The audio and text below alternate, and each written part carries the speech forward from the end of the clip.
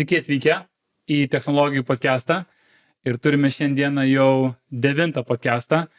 Ir iš tikrųjų šitas podcastas turi vėl kitokį formatą. Mes vis mėginam skirtingus podcastų formatus ir šiandien podcasto pakankamai plati tema, gal šiek tiek susisiaurinsim pakeliui. Tai tema suksis apie mokymus ir plačiaja prasme mokymų suvaldymus, mokymų poreikį, kaip tai atsispindi įmonės procesuose, kultūrinėse procesuose įmonės viduj. Tai laukia įdomus pokalbis ir turiu dar įdomesnius pašnekovus negu patį pokalbį. Tai turiu iš Novometos, iš įmonės turiu vadovą, kuris sutiko pasidalinti didžiulę patirtimi savo ilgam kely, ir turiu Aistę. Tai Aistė yra atsakinga už mokymus, tai mokymų centrų vadovė. Ir aš esu daug metų instruktorius, tai mes turėsim tam tikras rolės šitam podcast'e, jeigu taip galime įvardinti. Tai Mindaugas iš Novometos bus atsakingas už vadovo poziciją, kas ir yra Novometai. Aš būsiu iš instruktorius labiau pozicijos. Aistė in between, kad papasakos, kaip atrodo tas derinimo procesas ir kaip jis vietomis tampa iš labai paprastos, super komplikuotas visom pusėm. Kaip jūs laikotės? Puikiai. Neima jaudulys, jūsų pirmas podcastas, tiesa, ne? Podcastas turbūt, kad taip. Tai labai gerai. Vis naujas amplua, reikia vis išmėginti. Tiesa, visi, kas ateina į podcastą, po podcasto dar būna paklausi, nes būna jaudulys, šioks toks, ir paklausi, ar sugrįžtum, tai dauguma norėtų sugrįžti. Tai tikiuosi ir jūs norėtų sugrįžti. Aistė, žinau, tau tikrai pirmas podcastas. Pirmas podcastas, bet kadangi ir tema mokymai, tai ir mokomės mes irgi turbūt naujam amplua, naujam formate, pasibendrausim, pasižiūrėsim, kažkokią diskusiją apturėsim. Žiauriai fainai bus. Dabar gal, Mindaugai, pradėkim nuo jūsų. Tai Mindaugai, vadovaujat labai dideliai sėkmingai įmoniai ir ten iššūkių mažų mažiausiai netrūksta. Tai Mindaugai, gal trumpai papasakokit, kaip daėjote iki šitos esamos pozicijos, ką darėt prieš tai ir kaip atrodė jūsų pasirinkimai. Mano visas tas darbinis gyvenimas tai susijęs yra su profesionalių virtuvių įranga. Ir reikia turbūt pažymėti, kad bent jau tada nebuvo tokios specialybės kaip kažkoks tai specialistas pramoninių virtuvių įrangos. Taip. Tai aš tiesiog studijavau maisto pramonę, reiškia, su kaip ir maisto pramonės inžinierius. Dar būdamas studentas nuėjau į studentų įdarbinimo agentūrą, tiesiog draugiai padėjau nueiti. Gerai, sakau, aš irgi užpildysiu tą, reiškia, anketą ir man pusę anketos bepildant, sako, mes turim jums darbą. Ir taip aš atėjau šitą sritį, pradėjau tiesiog užsiėmiau tą prekybą, buvau vadybininkas, kuris prekiavo pramoninių virtuvių įrangą. Ir visa mano karjera tik tais apie pramoninių virtuvių įrangą. Labai tokia specifinė sritis, bet jinai tiek įtraukia, kad aš esu labai patenkintas to srity, jaučiuosi labai gerai ir man atrodo, kad čia yra labai smagus darbas, labai įdomus darbas. Tiesa, ir nuo jūsų energijos netgi jaučiasi, kad žmonės laimingi jaučiasi, kad jie energiją skleidžia, tai nuo jūsų energija tikrai šio klausimu gera. Aiste, papasakok tu savo kelią iki mokymų centro vadovės. Iš dalies tai visada domino mane vadybinės sritis ir pradėjau studijuoti būtent verslo vadybą ir analitiką, pasirinkau šią kryptį studijoms ir dar studijų metu aš atradau, kad mane domina projektų valdymas, strateginis valdymas, pokyčių valdymas. Elementariai visos tos kryptis mane vedė labiau link mokymų ir link tobulėjimo, augimo.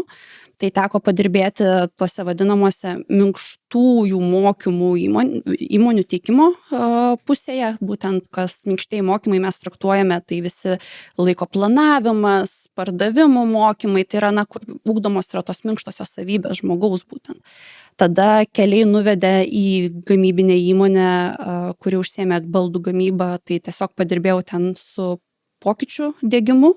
Taip. Ir elementariai gavosi tokia visai sinergija, kad mane pradėjo traukti inžinerinės įmonės ir tie mokymai, pokyčių valdymas, konsultavimas. Ir taip aš atėjau į dabartinę įmonę, tai va į Infoera, ir jau čia 7 metus aš dirbu būtent su mokymais ir su mūsų klientais. Tai tenka bendrauti su įvairiom inžinerinėm įmonėm, tenka mokytis pačiai inžinerinių dalykų, nes aš nesu inžinierė. bet lygiagrečiai aš padedu subendrauti vat būtent tarp vadybinės pusės ir inžinerinės. Nice. Mindaugai, jūs pats mokymus pats savo organizuojatės, daug mokinatės, turite tokį poreikį? Ar spėjate savo dienotvarkį įtraukti tokius reikalus? Mažų mažiausiai vieną kartą per mėnesį aš turiu tokį vadovų klubą, kur yra iš esmės visa diena paskirta mokymuisi. Okay. Tai tikrai tenka dalyvauti, klausyti konferencijose ir tikrai yra kai kurių tokių konferencijų, kurios labai yra naudingos ir sužinai tikrai daug naujo.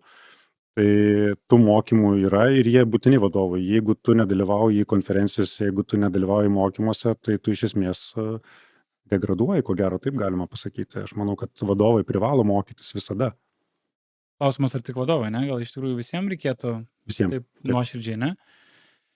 Tada kelkim problematiką ir dabar jūsų įmonėje, kai jūs organizuojat mokymus, tai klausimas skamba štai šitaip. Kas paskatina ieškotis ir organizuoti mokymus? Ar tai kažkokia problema, ar darbuotojų iniciatyva, ar tiesiog strategiškai yra numatyta, kad reikia tiek ir tiek mokintis? Nuo ko prasideda šaknis mokymosi įmonėje pas jūs? Labai čia turbūt įvairiai, priklausomai kokią poziciją. Aš kaip pavyzdį galiu paimti tokią, kad, tarkim, daug žmonių nori būti vadovais. Taip, ir būna kažkoks tai specialistas ir jisai patampa staiga vadovu. Tai mes visada tą klausimą užduodam apskritai, ar tu tikrai supranti, ko tu imiesi, taip? Ir tada, kada vadovas startuoja pas mus pagal planą tai yra, kad jeigu jisai startuoja, jisai gauna 2 knygas iš karto dovanų, kurias privalo perskaityti. Gal čia, Mindaugai, viena iš tų knygų, kur minėjote apie tą kur knygą minėjote prie tas susitikimo metu. Vadovas per 24 valandas. Ne. Kita ten, kur sakėt apie valdymo stilių. Ten apie visiškai valdymo stilių, kur visiškai priešingybė organizacijose kitaip. Eretikas. Šitą ne? Ne. Okay. Šitas lyrinis nukrypimas. Taip. Tai 2 knygas padovanojam tam, kad tikrai būsimas vadovas paskaitytų ir iš esmės jisai turi sudalyvauti 2 mokymuose, vadovų mokymuose ir tai yra toksai startas iš esmės vadovo. Ir jūs teisingai sakot, kad reiškias, visi mes turim mokytis, bet vadovų ypatingai yra aukšti standartai būtent mokymuose ir tikrai vadovai turi mokintis daug, visada savo darbę turi mokintis ir tai yra ypatingai svarbu. Tai būtent vienas iš tų, pas mus sistemoje yra aiškiai parašyta, kad, reiškias, nori būti vadovu, tai tu turi praeiti tokius kursus, perskaityti tokias knygas ir tai yra privaloma, tai yra must. Bet tai vadinasi reiškia, kad jau yra išgryninta ugdymo programa arba planas įmonėje, arba bent jau dalinai kažkiek išpildytas, nes dažnai gaunasi, kad ne visos įmonės turi susidėlioję tuos, sakykime, žingsnelius, ko reikėtų arba kas yra prašoma, norint užimti tam tikrą poziciją arba koks yra tęstinis tobulėjimas toje įmonėje. Dar prie to pačio ir tada, Mindaugai, sakykit, ar kaip dažniau rodo situacija įmonė pagal įvairius rezultatus, pagal įvairius skaičius mato ir kaupėsi, kad mokymam ir tam tikrus procesus reikia tobulinti, nes skaičiai galėtų būti geresni, ten gamybos apimtis, pardavimo apimtis ir visokios kitokios. Ar ir patys darbuotojai sakom, kad atlikti geriau darbą, mums reikia mokymų? Kaip atrodo dažniau? Aš tuo labai džiaugiuosi, nes vis dėlto patys žmonės dažniau pasako, kad man reikia tokių ar tokių mokymų. Ir aš tą matau, kad gerokai rečiau yra, kada vadovas ateina ir pasako, kad tau reikia mokymų ir žinai, tau reikėtų pasimokyti to ar to. Ir aš labai sutinku su tuo, kad tai būtų gerokai blogiau, nes tai iš karto pasakai tarsi, kad tu to ar kito dalyko nemoki. Tu negali atlikti savo darbo. Negali atlikti savo darbo, taip. Tai mūsų ta įmonės politika yra tokia, kad mes visų pirma atsirenkam žmonės tokie, kurie norėtų mokytis, kuriems yra įdomu mokytis ir kurie nori investuoti savo laiką į mokymąsi. Tai nematau didelės problemos su tuo, kad reikėtų išstumti į mokymus, aš nežinau, kaip čia išsireikšti, bet iš dalies taip. Noro tikrai yra pas žmonės ir mes neturim tos problemos. Kartais reikia pristabdyti, priklausomai nuo to, kokia yra situacija tuo metu, kiek mes mokymams jau esam išleidę per metus, koks yra tų metų biudžetas, ta prasme, bet neturim tos problemos. O yra, okei, jeigu žmogus iškelia poreikį dėl mokymų, nu, pavyzdžiui, paimkim, nežinau, pavyzdžiui, projektavimo, vat inžinierių skyrių paimkim. Ir jeigu žmogus iškelia poreikį, kad jam reikia su X kažkokiu sprendimu dirbti norėtų geriau ir patogiau ir panašiai, ar įsijungia kažkoks mechanizmas, kad jūs ieškote, kam dar aplink to reikėtų ir mėginate, vat, kad kuo daugiau sudalyvautų ir tam procese ir susižiūrėti, ar tai yra pažiūrima labiau individualiai, kad vat, konkrečiam žmogui konkretaus mokymo reikėtų? Jeigu kas nors paprašo kažkokiu tai mokymu ir matom, kad galima daugiau žmonių pasiūlyti, tai būna, kad pasiūlom. Tai yra aktyviai, personalo skyrius to užsiima ir pasiūlo, kad vat, mes planuojame tokius mokymus ir gal dar kas nors nori prisijungti. Labai priklauso, aišku, ir nuo kainos tų mokymų, nes mokymų kainos labai stipriai skiriasi. Taip sakyčiau, nuo labai nebrangių arba netgi nemokamų iki labai brangių. Ir čia turbūt pasidaro ta didžiulė problema tai, kad sunku yra pasverti iš tikrųjų, kiek tai yra naudos ir ar tikrai ta kaina parodo kokybę tų mokymų. Tai čia yra turbūt didžiausia problematika, nes aš ką matau rinkoje, tai kainų diapazonas yra milžiniškas. Tai nėra taip, kad, žinot, kaip parduotuvėje duona yra duona, duona panašiai tiek kainuoja, o čia yra labai didžiulis skirtumas mokymų kainos. Taip, šitoje vietoje mokymų kainos labai varijuoja priklausomai nuo mokymų tiekėjų ir nuo mokymų metodikos. Ir tie patys mokymai, sakykime, ar ne, jeigu pasižiūrėsim, kas pasikreipia iš įmonių, kaip elementarus, nu, grinai, reikia išmokti su kažkokiu tai įrankiu darbuotis. Tie mokymai gali trukti su to pačiu įrankiu 1 dieną, gali trukti 3 dienas. Ir kiekvienu atveju atitinkamai ir kainodara skiriasi, nes kiek valandų mokysi, tiek ta kaina ir priklausys nuo to. Tai labai sunku būna kartais bendraujant su įmonėmis, ar ne, susižiūrėti iš tikrųjų, o kiek to laiko reikės, pagal tai, kad išpildyti lūkesčius ir užsakovo norus, kad gautų jie rezultatą tokį, kokio jie tikisi ir kokio jiem reikia iš funkcinės pusės, ir tada atitinkamai sužiūrėti visą tą pasiūlymą, medžiagą ir visą kitą. Kiek Aiste dažnai gauni žmogų iš įmonės besikreipiantį žmogų, kiek dažnai tai būna personalo žmogus iš administracijos ir kiek dažnai tai būna technikos skyriaus vadovai arba patys technikai, inžinieriai ir panašiai? Įvairiai, žinok, pasakysiu paprastai, nes labai priklauso nuo to vienas dalykas, kokio yra dydžio įmonė ir ar jie turi dedikuotą žmogų, kuris sužiūri ir organizuoja įmonėje mokymus. Tai dažniausiai personalo kažkoks tai specialistas arba vadovas gali būti, arba bus skyriaus vadovas, jeigu tai yra irgi didesnė įmonė ir jau žiūri kolektyvui mokymus, arba gali būti ir pasikreipti individualiai vienas asmuo, būtent kažkoks tai konstruktorius, projektuotojas, ir tai varijuosis priklausomai vienas dalykas nuo to poreikio, kitas dalykas nuo įmonės dydžio. Tai tenka bendrauti iš dalies nuo elementaraus konstruktoriaus, kaip pavyzdys, ar interjero dizainerio, ar inžinierio, iki top lygio vadovų mano atveju. Nes tas irgi diapazonas, su kuriuo bendrauju ir kalbuosi ir aptarinėju tos mokymus, labai skiriasi case by case. O Mindaugai, kaip pas jūs kažkokie mokymai, renkatės mokymus, ne? Kažkoks iš inžinerinės, iš techninės pusės, ne iš tų minkštųjų mokymų, yra, gal nepaklausiu, ar yra, bet klausiu, kokia procedūra yra, išsirinkti mokymus? Kokie žmonės, kaip žmonės yra įtraukiami į tą procesą?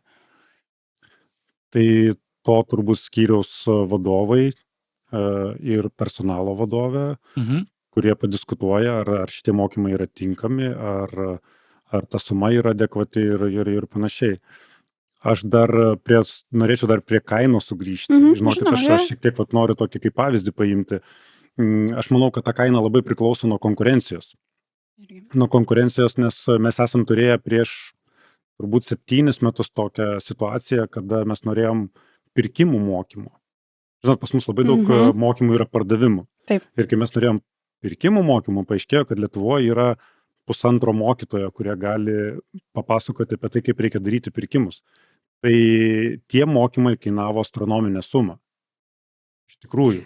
Ir dėl to, kad nebuvo tiesiog mokytojų ir kai aš pasakau, kad vienas mokytojas labai daug įmonių žino, apie ką aš kalbu. Okay. Šitoj vietoj aš gal irgi papildysiu. Tai labai atitinka mūsų srities mokymus, va tuos technologinius mokymus, nes rasti specialistus, kurie galėtų dėstyti programinę įrangą, yra labai sudėtinga. Mes turime nuostabių specialistų, kurie dirba su programinė įranga įmonėse, sprendimais, procesais ir visa kita, bet dalintis tom žiniomis jie nėra linkę. Yra dėl konkurencinių dalykų, nes, elementariai nenoriu išduoti savo įmonės paslapčių ir visų tų dalykų. Kitas dalykas, jeigu tu esi stiprus specialistas, technologinė pusė, nereiškia, kad tu būsi stiprus instruktorius ir stiprus mokytojas, nes mokyti reikia irgi mokėti. Tai atsiranda tikrai didelių sunkumų, kad rasti tos žmonės, kurie galėtų mokyti, ypatingai mūsų Lietuvos rinkoje, ta Lietuvos rinka nėra didelė. Jeigu mes kalbėsime tarptautinę rinką, ar ne, mes galime tikrai anglų kalbą rasti specialistus visoje Europoje, kurie galėtų padengti kažkokią tai labai specifinę darbo eigą, nišinius produktus ar dar kažką tai, bet tada atitinkamai vėl, kadangi tai yra nišiniai mokymai, jų kaina vėl išauga, nes elementariai tiesiog nėra rinkoje tų specialistų, kurie galėtų mokyti tą produktą arba tos gaminius, arba tas darbo eigas ir procesus. Kiek dažnai, Mindaugai, Aistė užsiminė užsienio specialistus, kai jūs ieškotės talentų, kas galėtų pamokinti, apsiribojat lokaliai ar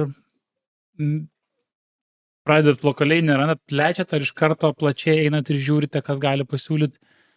Iš užsienio mokytojų turbūt neteko turėti. Teko turėti darbuotojus užsieniečius, bet ne taip, kad turėti mokytojus neteko. Bet idėja gera. Nes aš tą patį irgi dabar labai pasakė ir taip galvoju, palauk. Nes gaunasi čia irgi. Tai reiškia pas jūs, taip įsivaizduočiau, pataisykite, jeigu klystu, tai gaunasi jūs, jeigu turite poreikį, ieškot Lietuvoje, renkat iš Lietuvoje, ką turite iš pasiūlymų geriausia, o jeigu nerado tas, kas tinka, tuo metu tą idėją ir gesinat.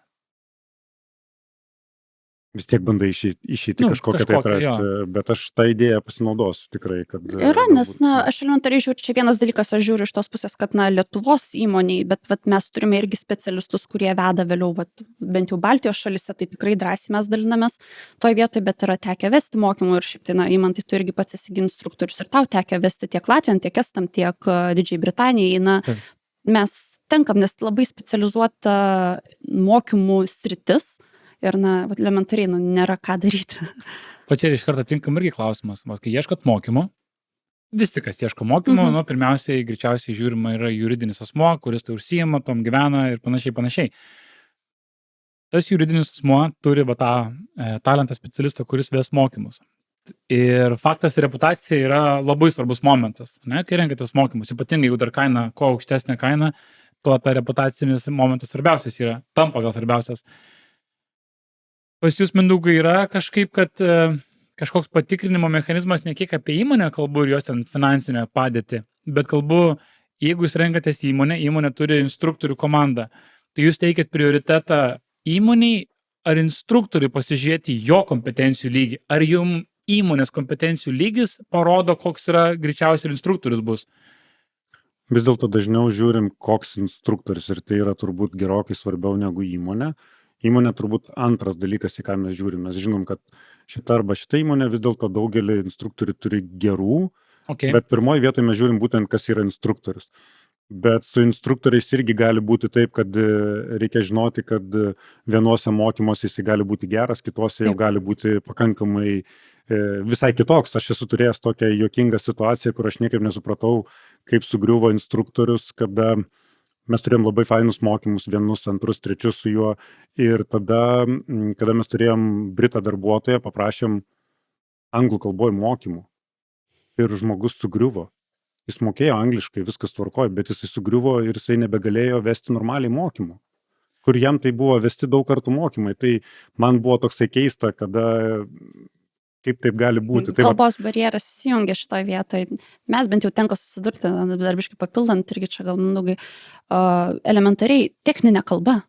Anglų kalba mes esame įpratę bendrauti jau šiuo metu, tai yra nebesvetima mums kalba, vadinkime, ir darbo srityje, kasdieniam komunikacijai, bet kai ateina technologiniai dalykai ir technologinė terminologija, va tada prasideda linksma labai netgi ir tikrai būna, kad tu turi net morališkai nusiteikti tiem mokymam arba specialiai dar pats pasimokyti žodyną, pasikartoti, kad tu galėtum vien tik tai juos pravesti, o ką jau kalbėti apie tai, kad pats patiri kaip žmogus jaudulį papildomą, kalbėdamas užsienio kalbą, tai ir anglų, ar rusų, ar dar kažkokia tai būtų. Čia irgi gaunasi toks labai įdomus momentas, žinokit, gaunasi įmonė renkasi, įmonė, jeigu, tarkim, išsirinka įmonę, Aistė tarpininkauja tam visam suderinimui ir panašiai, bet yra ta dalis, apie kurią mažai ką šneka, jeigu pažiūrėjus grynai iš instruktoriaus pusės, tai netgi yra įmonių, kurios turi atitinkamą reputaciją dėl savo darbuotojų ir tu žinai žmogus, kad ten vesti mokymus bus super sudėtinga. Dėl įvairiausių priežasčių. Ir būna tokiu atveju, kad tu žmogus net sustoji ir pagalvoji, ar tu nori jiems vesti mokymus. Nes tu žinai, kad tiek bus sudėtinga, tiek būna tokių mokymų sudėtingų, kad tiek išmušinėja iš vėžių ir tu turi būti jau, kaip aš sakau, pakankamai užsiauginęs masės, kad sugebėtum jiems pravesti mokymus. Ir yra tikrai įmonių, kur tu žinai, kad šitam žmogui ten geriau net laikys, geriau eina tas žmogus, ten tikrai padarys taip, kaip turi būti. Ir čia yra ta nematoma instruktoriaus darbo dalis yra. Ir čia irgi, čia kai užsiminėt, kad sugriuvo mokymai, tie mokymai sugriuvimui įvairiausi būna įvairiausių priežasčių. Aš atsimenu, čia pasidalinsiu trumpai savo patirtim. Turėjau garbės vesti mokymus PlayStation skyriui, Sony. Buvau Oxford Street'e, UK, ir ten mokymai buvo suorganizuoti, ten platformą jiems reikėjo rodyti, ten su 3D galimybėm. Ir gavosi, kad mokymai buvo brangus, bet aš kai instruktorius gavausi situacijos įkaitas, atėjau kompai neparuošti, mokymų metu jie pradėjo įsirašinėti programinę įrangą. Programinę įrangą susirašėm čiut ne per pusdienį ir tada pradėjau vesti mokymus, pasirodė tie kompai nepakankamai geri tai programinį įrangai, pradėjo viskas lūžinėti, tada gavosi, kad laikas išsitempė dėl techninių tų niuansų, kurie visiškai buvo ne mano, kaip sakant, galimybių suvaldyti. Ir galutiniam variante gavosi mes netilpam į temas į laiką, kas yra jau, Captain Obvious, ir tada gavosi, spėkit, kas liko kaltininkas. Gavosi, kad aš kaip instruktorius, kuris turėjo deliverinti mokymus, aš jų nedeliverinau ir gavosi, kad aš nespėjau į temą, aš nepadariau to ir nieks neklaus, kad kompas. Tai kol mes softais rašinėjom, jūs galėjote kažką pristatyti. Tai čia irgi ta nematoma dalis yra, kad ir kiek tu esi mokymų, tas pavadinkim ryklys, bet atėjus yra visą laiką tų mažų dalių, kurios gali sudaryti labai klaidingą įspūdį. Gal ir neklaidingą. Kartais gali būti, kad tikrai žmogus vienam dalykė super kompetitingas, kitą jis dar tik mokinasi ir jis negali tiek laisvai nuo temos prie temos eiti, bet šita dalis yra, kur instruktorius palieka, kaip aš sakau, gaidys. Na, žinai, šitoje vietoje yra kitas dalykas. Iš dalies, kaip tu žiūrėsi į patį mokymosi procesą, jeigu tu žiūrėsi tai kaip į projektą ir projekto valdymą, tai turėtum tada normaliai paimti ir susižiūrėti, kas yra prieš, kas yra per, kas yra po, vadinkime tas dalis. Tai iš dalies čia ir gaunasi, kai bendraujam su įmonėmis arba dirbame tiesiogiai ties kažkokiais tai mokymais, tai ir bandai viską tada susistiguoti. Jeigu nėra to žmogaus elementariai, kuris tai padarytų, ar tai būtų iš tiekėjo pusės, ar tai būtų iš užsakovo pusės, ar tai netgi dar kažkurioje tai kita trečioji šalis įsipaišytų į šitą procesą, tada pradeda lįsti tie kabliukai ir kur kažkurioje vietoje kažkas liks nelaimingas, nepatenkintas, kur stengiasi dažniausiai kažkiek tai užbėgti už akių ir tą dalyką susitvarkyti. Dar atinkamai, jeigu važiuojant čiučiu toliau, ar pas jūs įmonėje, Mindaugai, yra vidiniai mokymai, mokytojai, instruktoriai, skatinama? Nes yra įmonių, pavyzdžiui, kurios turi vidinės akademijas netgi, Taip. Kur daro taip, kad žmonės dalinasi, jie už tai gauna įvairiausių benefitų, pavadinkim. Tai ar pas jūs yra kažkokia vidinė struktūra, kur galima pasidalinti žiniom? Taip, yra, sakykime, kiekvienam skyriui, aišku, skirtinga yra problematika, bet kaip pavyzdys, pardavimų skyrius turi savo pardavėjų mokytoją, kuris apmoko visus naujokus arba naujesnius darbuotojus. Lygiai taip pat yra grupių vadovai, kurie dėl savo patirties apmoko naujus darbuotojus. turim mokymų matricas gamyboje, kur mes matome kiekvienas žmogus, ką jisai gali daryti, tai yra su kokiom staklėm jisai moka dirbti, su kokiom dar ne visai moka. Tai taip, tai yra vidinių mokymų sistema ir kiekvienam skyriuje jinai yra kažkiek tai savita, bet taip, dažnai tai yra grupė vadovai moko, vadovai, arba yra kažkokie tai dedikuoti mokytojai. Ir dar klausimas atitinkamai, o tie paskirti jūsų ten skyrių tie instruktoriai, kurie gali apmokinti ir mokina, jie patys reiškia poreikį, kad ir jiems reikia mokintis iš išorės, kad gaunasi, kad jie atiduoda savo know-how, jie patys mokinas, aišku, iš praktikos, o jiems yra poreikis dar daugiau žinių gauti, bet šiuo atveju iš išorės. Manau, kad taip, aš dabar taip staigiai nesugalvoju pavyzdžių, bet tikrai taip, visiems reikia mokytis. Čia nėra tokio, kad šita pareigybė nereikia mokytis. Manau, kad mokytojai irgi turi mokytis. Visi. Dabar klausimas toliau, čia jų Mindaugai, bet kartu ir trauksim ir Aistę. Ir dabar gaunasi, kad paminėjote skirtingus skyrius, atitinkamai skirtingos matricos, kas ką gali daryti, kas ką moka ir ką turės dar išmokti. Tai klausimas skamba štai šitaip, kaip mokymai keičia procesus įmonėje, turint omeny, kad dirba daug skirtingų sričių specialistai. Dabar kaip tas vyksta tarp skyrių? Tie skyriai, kurie tarpusavį turi šnekėtis, pas jūs pavyzdžiui yra konstruktoriai šnekasi su atitinkamus inžinieriais, jie bendrauja su pardavimų žmonėm ir gaunasi, kad jie naudoja super skirtingus žodynus ir jiems reikia dirbti prie vieno ir bendro tikslo. Kaip tuos dalykus padedat suderinti? Inžinierius kalba su pardavimų žmogum ir tai gali būti didelis iššūkis, viens kitą suprasti. Tai vienas toks iš pavyzdžių, aš kaip esu minėjęs, tai yra, kai žmogus patampa vadovo, arba mes kaip, sakykime, netgi ir buvę, sakykime, tie, kurie yra jau senai esantis vadovai, mes tiek praeinam vienodus mokymus. Tai yra tie mokymai, dabar tiksliai nepasakysiu, kaip vadinasi, bet tai yra iš esmės apie Novometos filosofiją, kas mes tokie esame ir kaip mes turime dirbti. Tai visi praeina vienodus mokymus, tam, kad mes vieni kitus geriau suprastume. Lygiai taip pat įmonėje taikome, kad mes kalbam apie vienodus tikslus. Tai yra pagal vieną ir tą pačią sistemą, mūsų metinio pokalbio, sakykime, tai yra schema vienoda, mes kalbam apie tos pačius tikslus, mes netgi turime įmonės konferenciją kiekvienais metais. Tai yra konferencijoje mes kalbam apie tai, kokie mūsų tikslai, į kurią pusę mes einam, ką mes pernai pasiekėm, visą viziją, netgi pelno nuostolio ataskaitą mes pasakom, kad žiūrėkit, mes turėjom tiek pelno, mes turėjom tiek išlaidų atlyginimams, tiek medžiagoms ir panašiai. Mes netgi tą parodom, tai yra finansinė būklė įmonės. Tai yra kiekvienų metų visiems darbuotojams skirta konferencija. Tai yra visus virš 280 darbuotojų mes imame autobusais, vežame į konferencijų salę ir pristatome, kuo mes šiandien gyvenam.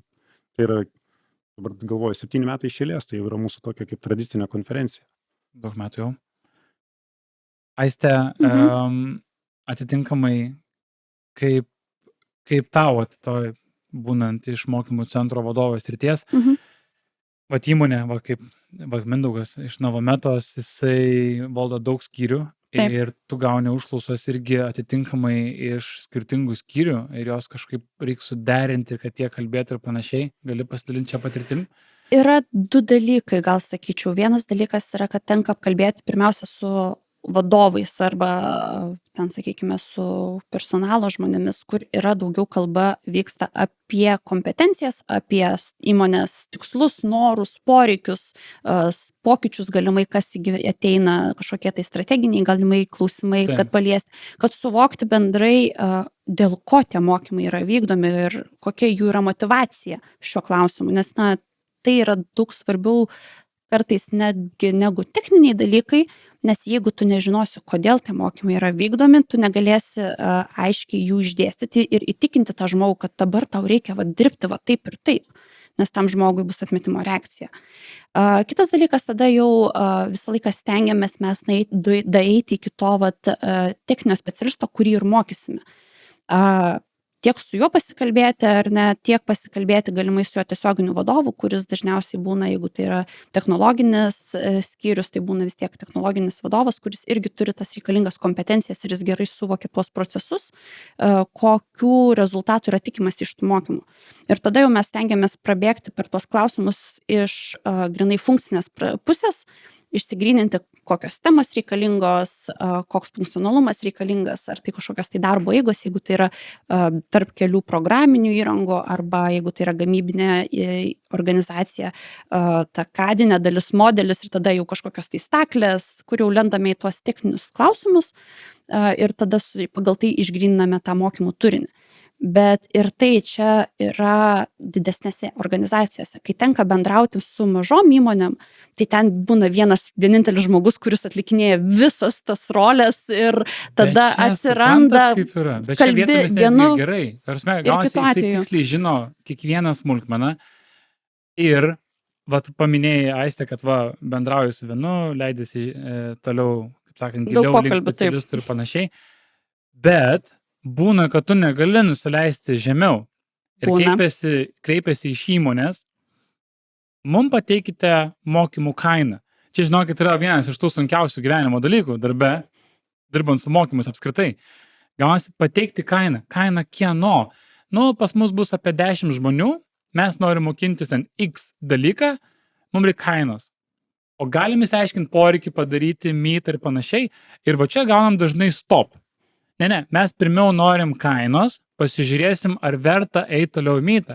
Ir gaunasi, kad atsiranda astronominės kainos mokymų. Mes nežinom, ką daryti gyvenime. Mindaugai, kaip pas jūs yra? Ar yra tikimybė, kad neina nusileisti vietomis iki techninių žmonių ir lieka, pavyzdžiui, Aiste kaip mokymų koordinatorė ir lieka ties personalo žmogum? Ir gaunasi, kad 2 personalo žmonės pasišneka, kokių mokymų reikia. Ir į tą procesą neįtrauktas būna nei instruktorius, nei techninis žmogus iš tas, kuris turės dirbti su tuo.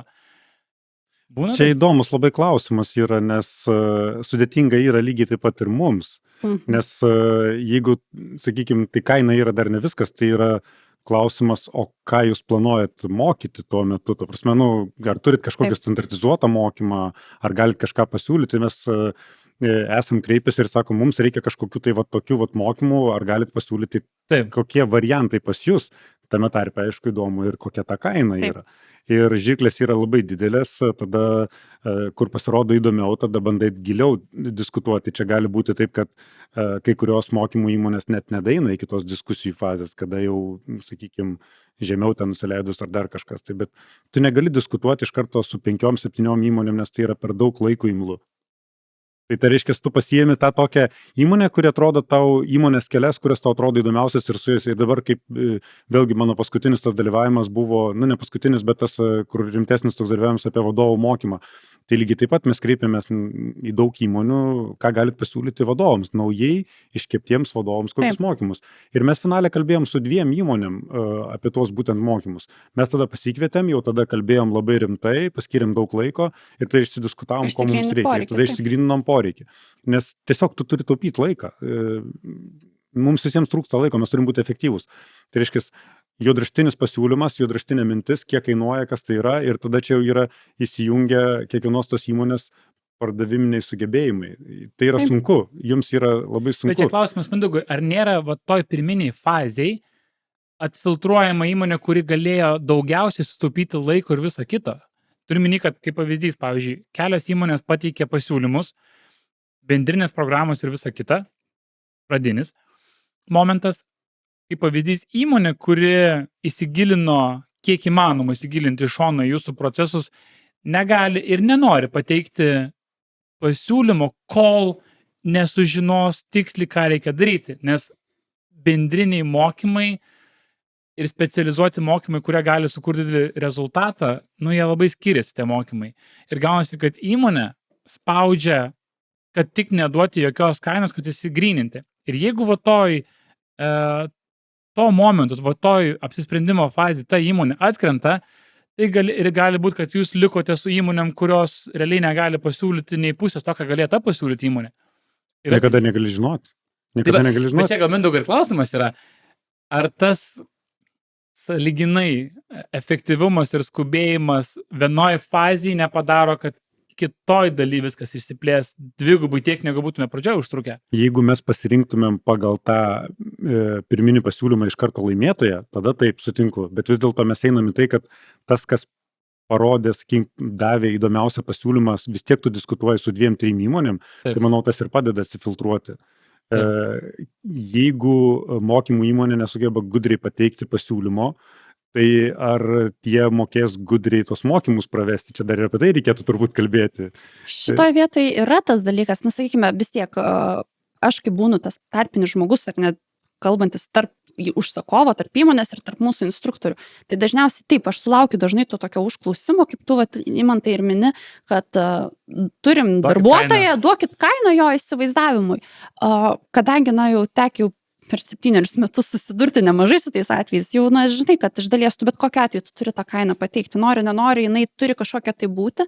Aišku, tu galimai pridedi papildomai tų žvaigždučių, kažkokių tai įspėjamųjų faktorių, kurie lems ir elementariai tu parodai, kad, na, mums yra aktualu, kodėl tie mokymai jums yra reikalingi ir dažniausiai užduodi papildomų N+K klausimų, kurie parodys tam užsakovui galimai, kad, na, tu pateikiai tą standartą, ką jis įdomis, bet daugtaškis, kur šitoj vietoj, na, mums aktualu tai, tas, anas, mes parodom tą dėmesį, kad mes gilinamės į tai. Ir čia, na, vienas dalykas, kaip mes darom, kiti tiekėjai irgi, na, jeigu nori, tu sužiūrėti, tu turi bendrauti su tuo klientu, pasižiūrėti, pasianalizuoti, išsigryninti tos poreikius, suprasti, kodėl tie mokymai yra reikalingi. Nes paprasčiausia būtų ateiti, sakykim, dabar darysime taip. Čia dar aš taip pasakyčiau, nu tai lygiai taip pat, kaip mes darom pardavimą į, sakykim, vakarų Europą savo produktų. Taip. Taigi lygiai taip pat pasirinkimas Europoje yra keli šimtai įmonių, iš ko tu gali nusipirkti tą produkciją, gal Taip. netgi 1000 turbūt Taip. įmonių surinktumėm. Tai ką mes turim tokio parašyti, kad jie su mumis apskritai pradėtų kalbėtis, nes jiems neįdomu net pradėti kalbėtis, tai čia lygiai taip pat jūs pardavinėjat, nu, sakykime, nu, tai tų mokytojų yra daug, taip. Ir tada pasidaro, ir mes būna kartais irgi, ir mūsų pardavėjai būna supyksta, tai ko jie nekalba, tai kodėl su mumis nekalba, mes tokie Taip. geri, mes tokie faini, bet iš tikrųjų tu turi sudominti iš pirmo laiško, iš pirmo pokalbio, kad tie žmonės norėtų kalbėtis antrą kartą. Taip, kad jie suprastų, kad tau yra tikrai svarbu šiuo atveju to, vadinkime, kliento sėkmė, jo poreikiai ir visi tie dalykai, nes, na, elementariai, jeigu tu būsi tiesiog štampuotas, ateisi lygiai tas pats, nu, nieko ir negausi. Ar tai bus kažkoks gaminys įmonėje, na, tas gaminys galimai turi N+K galimų variacijų, jūsų atveju turbūt irgi virtuvės yra ne viena standartinė kažkokia tai linija, yra daug įvairių dalykų, taip pat ir ateina su paslaugomis, ar tai bus projektavimo paslaugos, ar tai bus mokymai, jeigu mes, na, jų neadaptuosime pagal kliento poreikius, na, nebus taip, kad vienas štampas tinka visiems atvejams. Tai mano mintis yra, vietomis neturi galimybės daeiti iki specializuotų mokymų. Pavyzdžiui, įmonė sako, mes norim pasimėginti, viskas gerai. Ir įmonė pasimėgina ir praeina, pavyzdžiui, bazinius kursus. Ir viskas to gerai, pavyko baziniai kursai, visi kaip ir patenkinti. Ir sekantis žingsnis turėtų būti kaip ir specializuoti mokymai. Ir gaunasi, ten prasideda procesų strigimas, ar jau tikrai jų bereikia. Ir gaunasi toks kaip ir sudėtinga situacija. Matai, šitoje vietoje yra labai paprasta. Jeigu kalba vyksta apie bazinius mokymus, tai yra 2 variantai. Arba žmogus moka, arba nemoka dirbti su tuo įrankiu. Nu, čia jau kitaip nebus. Ir įvertinti tų pačių bazinių mokymų rezultatą, atsiperkamumą galimai irgi yra lengva. Arba jisai, jeigu jis prieš tai nemokėjo, jis dabar moka atlikti tą užduotį ir labai paprastai įsivertinti, ar tie mokymai buvo sėkmingi. Kai mes jau kalbame apie mokymus, kurie yra daugiau to pažengusio lygmens arba jau sudėtingesni mokymai, ten prasideda linksmybės, nes tada rimtai, kaip įvertinti tų mokymų atsiperkamumą, ar jie buvo sėkmingi ar ne, ir ar ta kaina, kurią sumokėjome mes, kaip iš kliento pusės, ar jie, na, yra verta tų pinigų, ką jie gavo, žinai. Jau, nes tada jau klausimas, ar didžioji dalis įmonių seka tuos rodiklius ir vertina tą atsiperkamumą, žinai, šitoje vietoje ir tą sėkmę. Kaip pamatuoti, ar mokymai praėjo sėkmingai? Aš manau, kad sukūrė gerą nuotaiką ir visiems buvo gera kartu, tai čia yra vienas dalykas, bet jūs iš vadovo perspektyvos turit kažkokį ar mechanizmą, ar kaip vertinat mokymus? Vyksta kažkokie aptarimai po mokymų? Mes turime tą tokią sistemą, dokumentų valdymo sistemą, kada, reiškia, žmogus baigė kursus, jis turi parašyti komentarą, kaip jam tie kursai pasirodė, kaip jiems patiko. Ir mes tą galim visada pasiskaityti ir personalo skyrius gali pasiskaityti ir tada pagal tai mes turime galvoje duomenų bazę mokytojų, instruktorių, kurie mums patinka, kurie turėjo daugiausiai teigiamų atsiliepimų ir mes tada galim tą įvertinti. Ir visada su mokymais yra labai sunku įsivertinti atsiperkamumą ir čia yra tas kabliukas, dėl ko turbūt įmonės ir vengia tų, reiškia, investicijų į mokymus, nes nėra kaip paskaičiuoti. Tai yra labai sunkiai apskaičiuojamas dalykas. Bet iš esmės vis tiek tą reikia daryti ir mes privalom tą daryti. Būtent mokymus, netgi tai jeigu sunku atsiperkamumą. Bet šiaip tai mes atsiliepimus renkame ir žiūrime, ar tas instruktorius patinka, nepatinka. Mes turim savo, kaip čia dabar, mėgstamiausius instruktorius, kurie žinome, kad nepaveda, kad gerai apmoko ir galų gale motyvuoja darbuotojai. Nes ką mes matom, tai yra geras instruktorius užmotyvuoja darbuotoją. Užmotyvuoja darbuotoją pažvelgti į darbą kitaip. Užmotyvuoja galų gale mokytis ir eiti kitą kartą pas tą patį instruktorių, nes mes turim tokių instruktorių, pas kuriuos nori grįžti darbuotojai. Sako, aš dar norėčiau pas jį mokytis. Tai čia turbūt pagrindinis dalykas, mes kaupiam duomenų bazę tų instruktorių, pas kuriuos mes mėgstam mokytis ir pas kuriuos nori mokytis.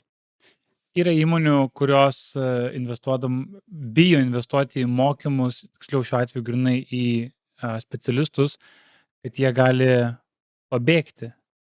Gavę mokymus, kai sako, sumokėsiu už mokymus, dirbs čia pusę metų, susirinks visas žinias ir visą kitą ir viskas. Tikrai yra pakankamai gaju Lietuvoj. Ką, Mindaugai, apie tai galvojat? Tai, nežinau, kažkur tai ir internete ta tokia mintis klaidžianti, tai taip, o mokysiu ir darbuotojas išeis, o kas jeigu nemokysiu ir jis neišeis tas darbuotojas iš manęs. Taip sakant, pasiliksiu su nemokytais darbuotojais.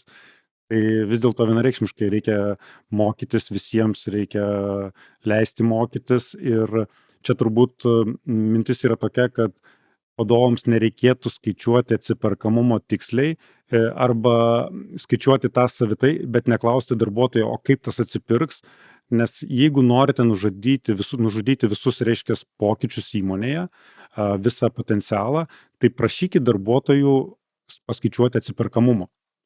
Jeigu norite, kad tie pokyčiai neįvyktų, prašykite paskaičiuoti, kiek mokymai atsipirks, kaip atsipirks įranga, kaip atsipirks vienas ar kitas pokytis, kaip atsipirks laptopas, kaip atsipirks skaneris, prašykite ir tada neturėsite jokio pokyčio. Bet čia, Mindaugai, jeigu taip atvirai, čia beveik, aš nežinau, per savo trumpą gyvenimo patirtį, aš beveik visur tą patį girdžiu. Jeigu keli mintį garsiai, tai nuoširdžiai būna, o kas iš to, paskaičiuokim garsiai, iš karto, čia ir dabar. Ir gaunasi to momentu įrodyti, iš esmės neįmanoma. Jo, ir čia tas yra, įsivaizduokit, reiškia, jūs nesat finansininkas, jūs esat inžinierius, taip, įsivaizduojam tokią situaciją. Ir jūsų klausia finansinio klausimo, kaip atsipirks jūsų pokytis. Tai ką inžinierius kitą kartą darys?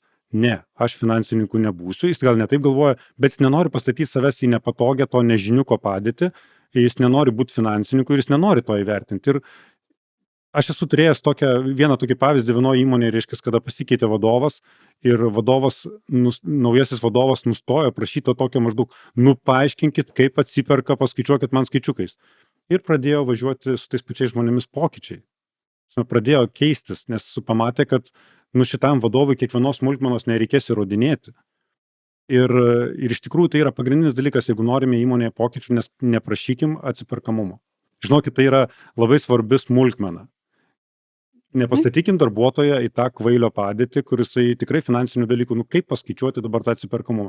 Norit, tegu paskaičiuoja finansininkai, tegu paskaičiuoja pats vadovas, bet neprašykite to daryti inžinieriaus, neprašykite daryti kažkokio tai specialisto. Bet čia ir gaunasi, tai labai įdomi situacija ir jeigu, tarkim, paimkim programinės įrangos specialistus, inžinierius, jeigu jie ateina su poreikiu, kad reikia, pavyzdžiui, įmonė išleidom programinės įrangos, kaip pavyzdys, per metus 100 000. ir darbuotojas ateina ir sako, mums reikia dar papildomų sprendimų, kad būtų patogiau, geriau dirbti. Jie viduj žino, jie pasitarė, tas skyriaus vadovas ar vadovai mato prasme, bet ir va čia atsidaro tas momentas, o tai kiek procentų mes greičiau dirbsim dabar visi. Tai šitoje vietoje turbūt klausimas turėtų būti užduodamas kitaip. Papasakok, kaip tas veiks. Kokią naudą mes turėsim, bet nesakyti, kaip atsipirks. Tas žodis, būtent kaip atsipirks, mums reikia tiesiog išsiaiškinti patiems, ką duoda tas pokytis, ką jisai leidžia padaryti ir panašiai. Tai bent jau pas mus įmonė taip yra, kad jeigu yra smulkus prašymas, tai nesigilinam. Žmogus, reiškia, pildo per dokumentų valdymo sistemą, kad man reikia tokio, parašo priežastį, nes palengvins ten tą ir tą, priklausomai nuo sumos. Taip. Jeigu yra didesnė suma, tada reikia pasigilinti, bet reikia vėlgi pačiam vadovui pasigilinti. Tai gali būti skyriaus vadovas, tai gali būti, galima paprašyti finansininko, galima pačiam paskaičiuoti, tiesiog paimti kalkuliatorių, paskaičiuoti, kaip tas atsipirks. Tai aš tik apie tai, kad nereikia prašyti to atsiperkamumo savokos nesuprantančiam žmogui, neprašyti šito, paskaičiuok atsiperkamumą. Čia gal yra, įmonės, prasideda įmonės kultūra, ne, iš tikrųjų, kaip įmonė susidėstė kultūra, pavyzdžiui, jeigu yra poreikis. Šitoje vietoje yra gal du dalykai, irgi vienas, labai kartais sunku yra kalbėti apie tokius dalykus, nes įmoniai lygios. Vienas dalykas yra, įmonės dydis skiriasi, kitas dalykas, kas skiriasi, tai įmonės brandumo lygis tam tikrais klausimais. Jeigu tai yra įmonė didelė, jau brandi, mokymų klausimais, turi kažkokią tai mokymų ugdymo programą viduje ir visa kita, jie jau tikrai išdirbę tos procesus. Ateisi tu į mažesnę įmonę ir paklausi to pačių klausimų, tai dažniausiai bus, reikia mokymų, suma tokia ir tokia, dėl to ir arba darom, arba nedarom, žinai. Bet ir kitas dalykas yra, kad dar yra elementariai atsiperkamumas, jeigu ten vertinti tą atsiperkamumą, tai yra tikrai vienas dalykas sudėtinga, bet kitas dalykas, kad reikia vertinti jį, jeigu jau vertiname, per ilgalaikę perspektyvą. Dažniausiai, kai ateiname ar ne mokytis kažkokį tai naują įrankį, tas efektyvumas jisai ženkliai kris. Naują įrankį išmokti, naujus procesus išmokti, viskas pataps daug lėčiau, kol tu įvaldysi tą įrankį ir tą darbo eigą. Ar tai bus, sakykime, pasikeis, kur tu elementariai failą laikai padėjęs savo kompiuterį, ar ten kažkokiam tai debesyje vadinkime, ar automatizacija kažkokia, tai kol viskas įsivažiuos ir kol pripras kolektyvas prie to, efektyvumas ženkliai kris. Ir kai tu ateini į įmonę, kur projektas dega, man reikia čia priduoti klientas jau tam mūsų klientui, arba jūsų klientas irgi, kur projekto deadline'as jau čia ant nosies ir viskas, tie mokymai dažnai viskas dingsta. Ką išmokom, ką išėjom, nes elementariai ten yra toks dalykas kaip užmiršimo kreivė, jeigu gerai atsimenu vadinasi, žmogus vien tik tai po 10 minučių 30% pamiršta, ką išmoko. Po savaitės 90%. Tai kiek yra informacijos, kuri tik tai užsilieka, jeigu jinai yra nekartojama, tu jos nebandai taikyti, o taikymas reikalauja laiko, kartojimas reikalauja laiko, tai tas efektyvumas ženkliai krenta. Bet čia labai įdomus dalykas. O pavyzdžiui, pravedi mokymus, aš pavyzdžiui per visus savo mokymus visą laiką tą patį pasakau. Jeigu jūs pasimokinom, tarkim, savaitę laiko pasimokinom, jeigu jūs mėnesį laiko nejungsit tą, ką mes mokinomės, jūs mokymuose nebuvot. Tik kur yra visas, kaip sakant, catch? Gaunasi, kad jie jau mokymuose buvo ir jie tuo metu nedirbo, nedarė dėl įvairiausių priežasčių, gal tuo metu kitus projektus darė kažkas tokio. Ir jie tą programinį įrangą įsijungia po X laiko, 3 mėnesių, 4 mėnesių. Ir gaunasi, kad įmonė suinvestavo, visi tikisi, kad jie eis ir dirbs ir jie atsidaro softą ir jie sako, nieko nepadarysim. Tai palauk, mes ką tik mokymus pirkom. Tai gaunasi, čia kur dabar problema? Neefektyvūs mokymai, mokymų įsisavinimas, ar nebuvo plano, ką darom su mokymais? Kaip Mindaugai galvojat? Kur čia prasideda problema? Nes su mokymais taip yra, jeigu nesimokini naujo skillso, nemėgini padaryti jo kasdienybę, jisai išnyksta labai natūraliai, nėra įsisavinimo. Taip, o mokymai negali būti per anksti, tai jeigu apmokai ir dar dirbti su įrankiu pradėsi po 3 mėnesių, tai iš tikrųjų užsimiršti. Tai čia labai svarbus toksai momentas ir tą reikėtų įsivertinti, kad būtent mokymai turi būti tuo laiku, kada reikia, Kada iš kad tikrųjų nebūtų, jo, kada reikia. Ir čia turbūt planavimo klausimas. Tai čia turbūt vienas iš svarbiausių dalykų. Kitas dalykas - pačių mokinių motyvacija. Ar jie turi pakankamai motyvacijos mokytis, nes Taip. gali atsisėsti mokymuose. Ai, maždaug, čia mane atsiuntė vadovas, bet man tai čia neįdomu iš tikrųjų šitas dalykas, aš nežinau, ką aš su juo darysiu ir ką man čia to reikia iš viso. Čia yra suvokimas paties dalyvio, kodėl aš mokausi, kodėl man to reikia. Ar tai yra, va, tu, kaip sakot, Mindaugai, nuleido vadovas ir maždaug, planas yra, dabar tu praeik ir dabar tu mokėk. Ar tai yra, kad vis dėlto aš suprantu, kodėl man to reikia, kaip man tai pagelbės arba palengvins dalykus ir visa kita. Ir dar papildant prie tos pusės, jeigu mes kalbame ar ne apie kažkokį tai testinį mokymąsi, tai reikia jį tada susiplanuoti ir išdėlioti. Todėl į mokymus dažnai reikia žiūrėti, bent jau aš kaip suprantu, kaip aš žiūriu, tai, kad tai nėra mokymas, va tas susitikom, tas 3 dienas pasimokėm ir išsiskyrėm. Mokymų procesas, jis dažniausiai trunka bent jau kokius gal netgi iki metų kartais įmonėje, nes tai yra įgūdžio formavimas. Tai yra ne tai, kad paprašai nusipirkau daiktą, jį pasiėmiau, rašyti turiu. Ne, tai yra darbas su žmonėmis ir elementariai mes patys, kiekvienas kaip asmuo, įprask gerti tos pačius vitaminus, ar ten kažkokiu tai knygą paskaityti, ar išmok vairuoti, per dieną ir akimirkų neįvyksta, tai mes, tai yra ugdomas procesas ir kadangi mes žmonės esam tokie, kad norim pasirinkti lengvesnį, patogesnį kelią, tą saugų kelią, kas mums pažįstama, tai mes ir nenorim, mes atmetam tos pokyčius. Tačiau gaunasi, kad dirbi kaip asmenybė, dirbi su tom visom emocijų bagažu, kad maždaug pasipriešinimu, atmetimu, visom N+K priežastimis, kodėl aš nenoriu to daryti. Čia mes nesam linkę, žmonės yra matyti iš prigimties konservatyvūs ir mes nemėgstam pokyčių, mes norim daryti taip, kaip iki šiol, taip, kaip mums yra saugu būtent. Ir esu turėjęs tokią kuriozinę situaciją, kur man labiausiai įstrigo, tai yra, kada atėjau ir kalbu su žmogum ir sakau, žiūrėk, tau nebereikės rankomis suvedinėti va šitų dokumentų, nes viskas jau bus sistemoje. Sako, ne, man nepatogu, aš noriu peržiūrėti, aš noriu susivesti, man čia viskas rankomis yra patogiau. Tai tu sakai, kad tau nereikės to darbo daryti ir jisai sako, ne, man taip yra geriau, aš noriu daryti pats, čia rankutėmis suvesti. Ir tada sakau, gerai, pakentėkit 2 mėnesius. Pažiūrim, kas bus. Tai iš tikrųjų tų 2 mėnesių užteko, nes po 2 mėnesių jau nebebuvo sakoma, kad maždaug čia man nepatogu visą kitą. Ir juokingiausia buvo tada, kada sistema po 2 metų sugedo ir sakau, bet tai galima senu būdu rankomis suvesti. Ne, taigi čia neįmanoma, kaip čia galima, kaip čia dabar galima taip dirbti. Tai reiškia, kažkada buvo neįmanoma dirbti ne rankomis, automatinė sistema, bet kai sugedo ir pasakai, gali grįžti senų principų, tai jau viskas jau buvo pamiršta. Čia nėra, kaip galvojat, nėra čia bijojimas dėl darbo vietos, nes kažkas vyksta kitaip tavo darbo vietoje ir čia tu reikalingas, tu ne.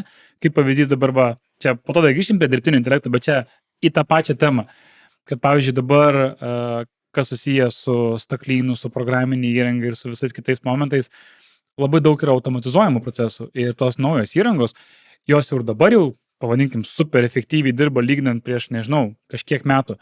Tai pagalvojus, tos visos staklės, pavyzdžiui, pas jūs ten plieno pjaustimo, lankstymo staklės panašiai, kaip jos atrodys po 10 metų, ten bus jos robotizuotas iki negaliu. Tai klausimas, ar tie pokyčiai nėra, kad žmonės gazdina prie to pačio. Čia pradėjom, kad ir nuo Exceliuko. Exceliukas irgi tam tikrų metų gazdino žmonės, kad čia atims iš buhalterių darbą pilnai. Kaip tik ir pasakojo, kai mano įmonėje tik pirmąją Excelį įrašė ir pradėjo vesti duomenis, tai žmonės viskas galvoja, viskas, išaušo pabaiga šito reikalo. Nėra, kad tie pokyčiai kartu su mokymais ir tobulėjančią įrangą, kad gazdina darbuotojus, kaip galvojat? Gazdina tikrai, aš esu su daug žmonių kalbėjęs, nebūtinai mūsų įmonėje, bet kad ateis robotai, ateis dirbtinis intelektas ir atims darbą. Ir aš taip visada sakau, galim pasiskaityti istorijai, kaip buvo ir kaip žmonės bijodavo. Tai žmonės naikindavo įrangą, kada atsirado mašinos. Eidavo, naikindavo, kad atims iš mūsų darbus ir visą kitą. Žiūrėkit, kas gavosi. Mes esame turtingesni, pripažinkime, ta prasme, negu kad prieš 100 metų, dėl to, kad mes produkciją lengviau pasigaminam. Kitas dalykas, mes dirbame trumpesnę darbo savaitę, jeigu anksčiau dirbdavo žmonės 7 dienas per savaitę nuo aušros iki sutemų, ne? Tai šiam momentui mes dirbam 5 darbo dienas, visi turim darbo ir panašiai. Ir dar kitas yra dalykas tas, kad labai svarbu paminėti, kad tiems, kurie bijo darbo prarasti, aš noriu pasakyti, prarasti darbą tie, kurie nedirbsit su dirbtiniu intelektu, tie, kurie nedirbsit su naujom technologijom, dėl to, kad jūsų įmonė užsidarys. Ir tada jūs garantuotai neteksit darbo, nes jūs dirbsit neefektyviai. Tai kitaip sakant, tos įmonės, kurios naudos daugiausiai technologijų, kurios naudos dirbtinį intelektą, jos laimės konkurencinę kovą ir jos išsiplės. Reikės naujų darbuotojų, nes jos tiesiog nukonkuruos tuos, kurie bus pasyvūs ir bijos dirbtinio intelekto. Tai aš manau, kad čia yra labai svarbu tiek dėl dirbtinio intelekto, dėl naujų technologijų taikymo, dėl programų, mes turime būti labai modernus tam, kad nukonkuruotumėm. Ir manau, kad Novometa šiuo metu didžiausia Europoje savo srityje tik dėl to, kad mes taikom būtent naujas technologijas. Tam, kad mes esame būtent per IT dalykus, per modernizavimą, per įrangą, esame labai modernus, dirbame labai greitai ir dėl to mes greitai labai augame. Ir šiam momentui esame didžiausi Europoje, manau, tai viena iš tų priežasčių. Antra priežastis yra, aišku, žmonės ir ta vidinė kultūra, bet tai yra tie du dalykai, kur nei kiti Latvijai, nei kiti Latvijai, nei Lietuviai, nei Estai, nei Lenkai, nei dar kažkas, tai jie neužaugo tiek, kiek mes. Tai manau, kad čia yra ta priežastis būtent investicijos į naujausią įrangą, į robotizaciją ir į IT sprendimus. Aš manau, kuriuos visus reikia prižiūrėti. Taip, ir galėtų būti ta baimė lygiai taip pat, oi, tai čia dabar Novometa modernizavo, pastatė robotą, pastatė kitą robotą, pastatė tokią įrangą, pastatė kokią nors ten kitokią šlifavimo įrangą ir oi, čia mes prarasim darbą. Ne, mes pastoviai augam ir priminėjam žmonės. Atvirkščiai gaunasi, kad kiek mes beinvestavom į tą naujausią įrangą, mes žmonių vis priimam daugiau. Kai mes buvom mažiausiai modernus, tai, sakykime, mes turėjom keliasdešimt žmonių, turėjom vienas kokias taklytes ir atrodė, paimsim, padarysim, pastatysim lazerinės takles ir čia jau vos ne žmonių nereikės. Ne, atvirkščiai, mes pradėjom augti. Mes pradėjom augti tada, kada pradėjom investuoti labai stipriai į naujas technologijas. Tai čia reikėtų mesti iš galvos baimę. Žurnalistai tikrai mėgsta gazdinti, kad dirbtinis intelektas privers, reiškia, prarasi darbo vietas ir panašiai. Tai aš manau, kad praras darbo vietas tie, kurie nenaudoja. Tie, kurie nenaudoja mokytojai, tie, kurie nenaudoja vertėjai, kurie nenaudoja dirbtinio intelekto, nes aš esu pastebėjęs netgi iš savo draugų, kad vertėjai labai bijo. Ir jie priešinasi tam ir sako, ne, manęs tikrai niekas nepakeis. Naudokit tą dirbtinį intelektą. Naudokit ir jūs būsit geresni vertėjai, būsit greitesni, pigesni, kokybiškesni.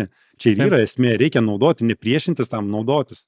Aš šitoje vietoje irgi papildysiu Mindaugą, nes iš dalies mes sulaukiam tų pačių užklausų elementariai.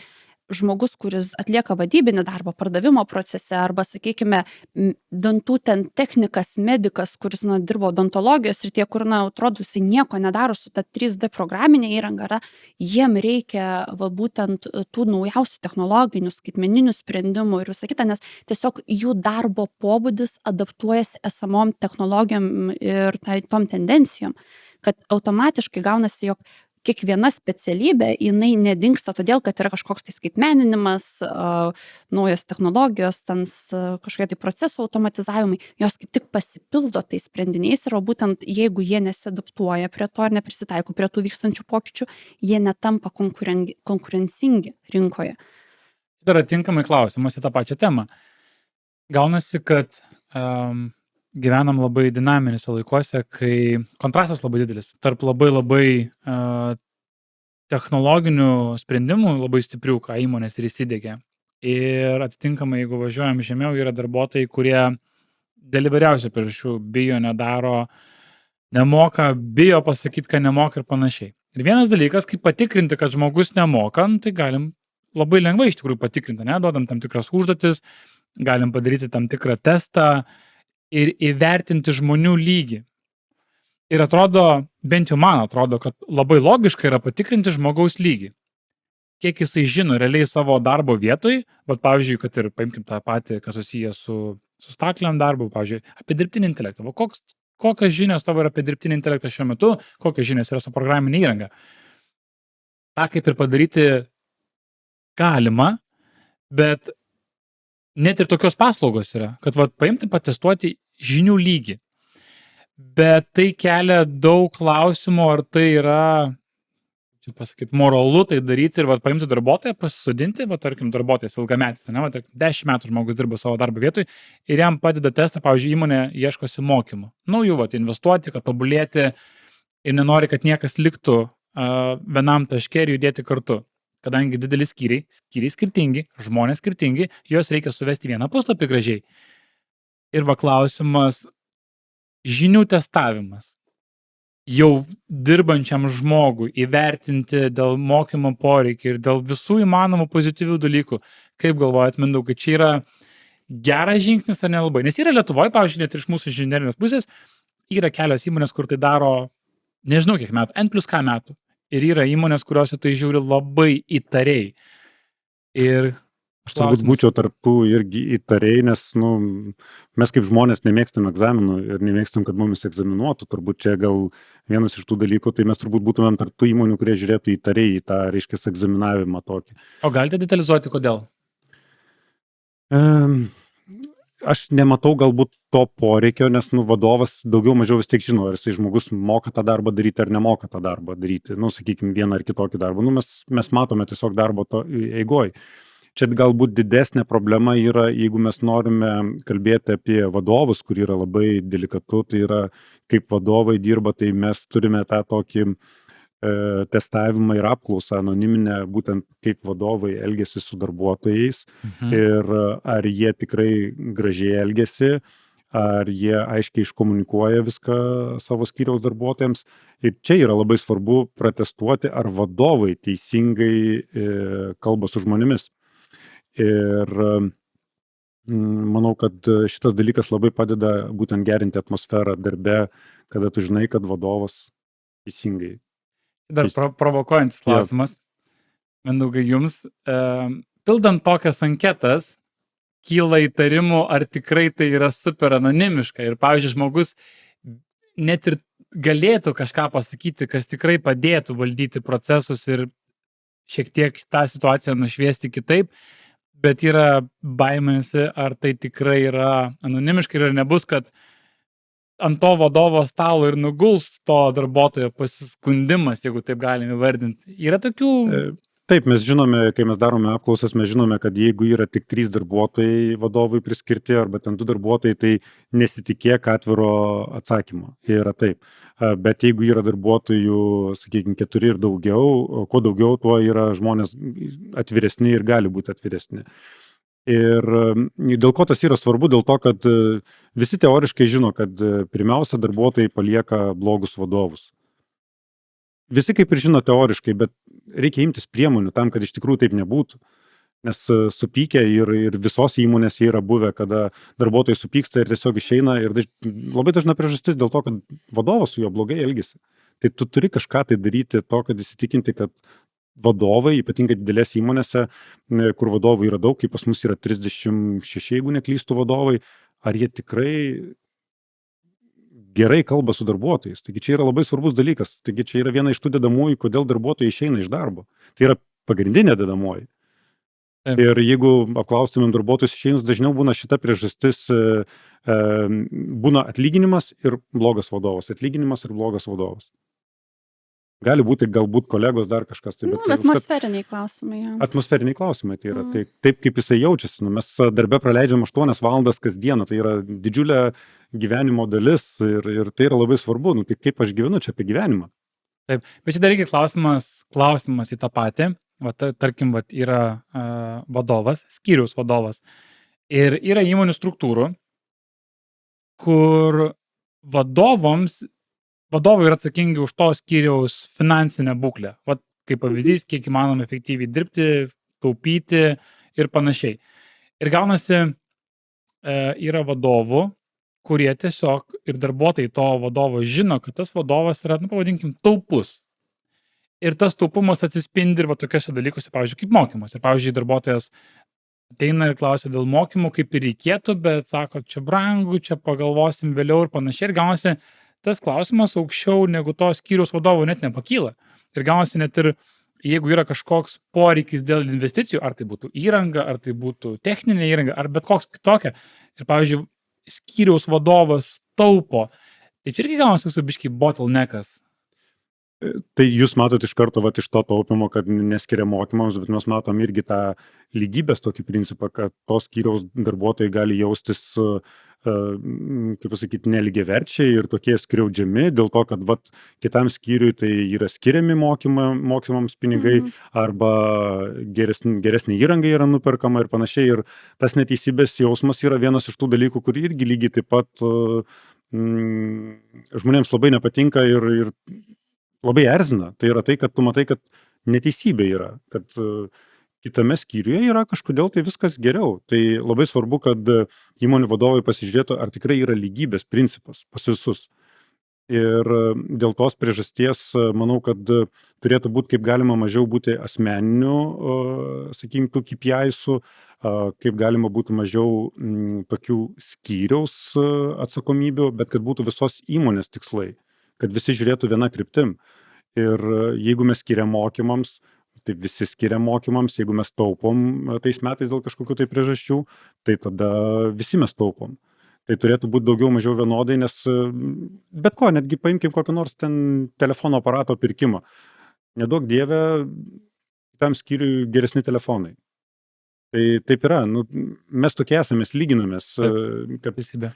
Ir man labai patinka tas pasakymas, kad žmogus yra laimingesnis turėdamas geriausią lūšną Lūšnų rajone, negu kad prasčiausią vilą Vilų rajone. Čia visiškai, aš iki tą reikalą ir perskaitas ir po to pergalvau, kad yra visiškai teisybė. Visiškai. Dar Mindaugai klausimas jums, buvo situacijų, kai investicija į mokymus visiškai nepasiteisino? Suinvestavot, sudalyvavot arba, nesudalyvavot? Buvote mokymuose ir supratot, kad arba iš kitų skyriaus, kad mokymai buvo, bet visi galva porto, kad nieko baisiau nesam matę.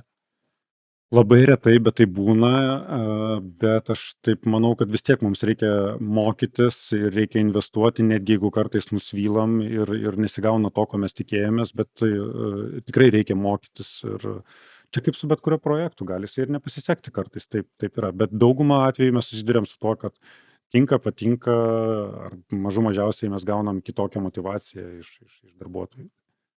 Aiste, ženkim žingsnį į ateitį. Kaip Aiste įsivaizduoji, kaip mokymai vystysis toliau? Nes jie čia toks labai dinaminis reikalas ir jie per paskutinius metus jie keičiasi. Kaip manai, Aiste? Link kur viskas čia važiuoja? Yra kelios skirtingos kryptis ir tendencijos. Vienas dalykas, jeigu mes kalbėsime ar ne apie mokymų turinį, jis keičiasi. Ir ką mes matome ar ne, ir su kuo susidurėm, ir kiek aš pakalbu su kitais centrais Europoje, nebėra poreikis baziniam mokymam. Baziniai pradžiamoksliai kažkokie, tai tie dalykai jie jau yra antiek arba žinomi, arba pasiekiami online'inėse mokymų platformose, kur jau tiesiog nebereikia tų tokių mokymų. Bet kur yra tikrai tendencija, kad vis dėlto poreikis kyla tiem specializuotiem mokymam, specializuotiem sprendiniam.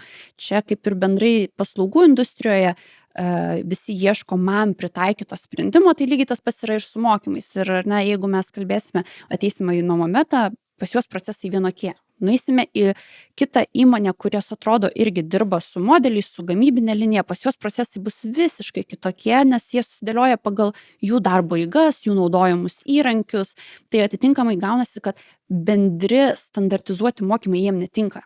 Tu negali pasiūlyti vieno vienodo obuoliuko visiems ir visi nebus laimingi. Tai reikia tada, vadinasi, prisitaikyti, įsigilinti tos poreikius, tai tie specializuoti mokymai tikrai auga. Kitas dalykas, kad mes nebesimokome vieno sprendimo. Viena programa, vienos staklės, vienas kažkoks tai kompiuteris, tai nebėra taip. Mes mokomės darbo eigos procesų. Tai kalba vyksta ne tik apie, ar ne, elementariai, kur aš turėsiu padėti failiuką, kokį mygtuką paspausti, bet ir kokios tvarkos bus, kažkokio tai procesai, procedūros, visą tai susidėlioti reikia. Tai čia tokia tendencija. O kalbant ar ne apie formatą, tai tas formatas irgi keičiasi. Turėjome labai anksčiau gyvų klasėje poreikį mokymų, kur susėdame visi vienoj patalpoj, mokomės ir visa kita. Tada turėjome tą kelių metų laikotarpį, kai viskas pasikeitė industrijoje, ar ne, visi buvom uždaryti ir sėdėjome namučiuose, tai perėjom į tą onlininį mokymų formatą. Dabar mes turime kažkokį tai miksą. Ateinant su naujais įrankiais, kaip dirbtinis intelektas ir visa kita, žmogus elementariai gali mokytis kiekvieną minutę. Nežinau kažko, kaip ką padaryti, suvedu, man pateikia atsakymą, nes jau yra kažkas, kas sugeneruoja tą informaciją ir aš ją gaunu iš karto savo rankose per sekundžią, per kelias sekundės. Tai ta mokymų industrija, jinai keičiasi, elementariai, bet kokiu atveju išlieka, kada reikia poreikio to specialisto, kuris ateitų, įsigilintų ir turėtum tą žmogiškai kontaktą, bet tiesiog atsiranda daug platesnis spektras ir manau, kuo toliau, tuo daugiau atsiras skirtingų formatų, kaip mes galėsime gauti tą informaciją kiekvieną minutę ir kiekvieną minutę mokytis. Kitas dalykas, aišku, ar tu prisiversi tą informaciją susirinkti ir mokytis, čia jau yra motyvacijos klausimas, bet kartais reikia tos žmogaus, kuris ateis ir tau privers ir tau sudiktuos tą info, ar ne, bet kiekviena įmonė turi daug daugiau pasirinkimų ir manau, kuo toliau, tuo tai jų daugės rinkoje. Kaip manai, dar prie to pačio, bus tas momentas, kad tau reikės dirbti ne su mumis, o su AI mentoriais, kad krūvo AI mentorių, kurie tiesiog priskirti apmokinti ir priskirti įmoniai? Kaip manai, čia iš fantastikos ir iš fantastikos, bet, na, žinai, prieš kalbos barjeras dingsta. Taip, kalbos barjeras dingsta prieš 10 metų, vien tik tai dabartiniai esantis rinkoje sprendiniai atrodė kosmosas ir, na, nesuvokiamas, kaip tai bus arba kaip tai gali būti. Elementariai, na, nei tenais prieš 10 ar 20 metų mes tikrai nemanėm, kad mes būsime uždaryti namuose ir visi dirbsime tokiu formatu. Tai čia, žinai, kas bus dar ateityje gali bet kur nueiti ir aš manau, kad jeigu taip nutiktų manęs, tai galutiniai sumoje nenustebintų, reiktų tik prisitaikyti prie tų pokyčių. 2 dalykus iš Aistės, kol kalbėjau, pasižymėjau. Mindaugai, kaip jūs žiūrite į online mokymus ir vietoj mokymus? Aš labiau vietoje dėl to, kad mokymai labai yra daug apie emociją, aš nežinau, kiek Aistė sutiktų, bet tai yra apie emociją. Vis dėlto emocija yra gyvai lengviau perduoti. Tai nėra informacijos perdavimas, tai yra emocija. Jeigu mes kalbame apie informacijos perdavimą, tai gal tada duokim knygą paskaityti, tiesiog tą temą arba kažkokį tai straipsnį ir to pakaks. Bet čia labiau yra apie emociją, o emocija tik gyvai. Šitą klausimą irgi aš pats, kai tiek mokymų vedu, tai gyvi mokymai, jie su nieko nesulyginami. Ta emocija, kai tu matai, kaip žmogus jaučiasi, tu net jauti atmosferą, ar viskas yra gerai, nes per online mokymus neretai negali, pavyzdžiui, priversti, kaip, gal priversti nelabai tinkamas, bet kad žmonės įsijungtų, pavyzdžiui, kameras ir būtų jie gyvi ir stengtųsi dalyvauti su tavim. Gaunasi, kad kaip pavyzdys, yra ir tokių mokymų buvę, kai 15 kamerų išjungta ir tu vieną šneki ir negauni jokio feedbacko ir tu klausi, ar viskas gerai ir ta tokia mirtina tyla ir iš kokių 40 sekundžių baisios, nejaukios tylos, žiūri kažkas atsimutina, sako, viskas gerai ir užsimutina. Tai čia tie patys sunkiausi mokymai. Dar klausimas, kurį pasižymėjau, Aistės ką minėjo, platformos. Yra visokiausių platformų, pradedant nuo YouTube, Udemy, Coursera ir panašiai. Kaip jūs žiūrite, naudojate kažką viduj, nes yra įmonių, kurios nuperka, nes tos pačios platformos turi tą planą, nuperki subscriptioną, kad darbuotojas gali bet kokį įsijungti kursą, pasižiūrėti pagal savo poreikį ir panašiai. Naudojat, yra tokia praktika? Taip, kažkiek tai naudojam, bet čia jūsų darbas, labai gerą žodį panaudojat, priversti. Jūsų darbas yra priversti išmokti, taip? Ir čia yra tam tikras prievartos mechanizmas, būtent jūs esat prievartos mechanizmas priversti išmokyti. Man labai patiko tokia mintis, kada vienas dėstytojas ar tai rektorius, aš dabar tikrai nebeprisimenu kas, bet taip sako, žiūrėkit, universitetas yra apie tai, kad priversti studentus išmokti. Sako, juk jie patys galėtų išmokti viso to, ką mes čia mokinam. bet mūsų institucija yra apie tai, kad priversti išmokti. Tai lygiai taip pat ir jūs iš esmės, jūs priverčiat. Ir kada išsijungusios kameros yra, labai didelių abejonių turiu, ar tikrai galite išmokyti ir jūs negalite net priversti išmokti. Taip. Tai Šiaip netgi, čia irgi va tą patį, aš pats esu kažkada pasakęs, čia kiek metų atgal, vedžiau mokymus vienai vokiečių įmoniai.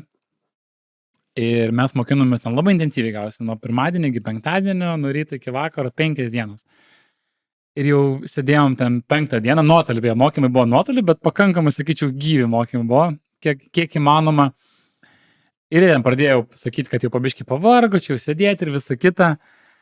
Ir sakau, jeigu taip realiai paėmus, sakau, gavosi, kad jūs tą patį galėtumėt, nes daug kas tiesiog tik klausė, nors galėjo dirbti kartu. Sakau, jūs galėjote tą patį įsijungti video, 5 dienų video, nes prieš tai grupė irgi buvo vesti panašus mokymai.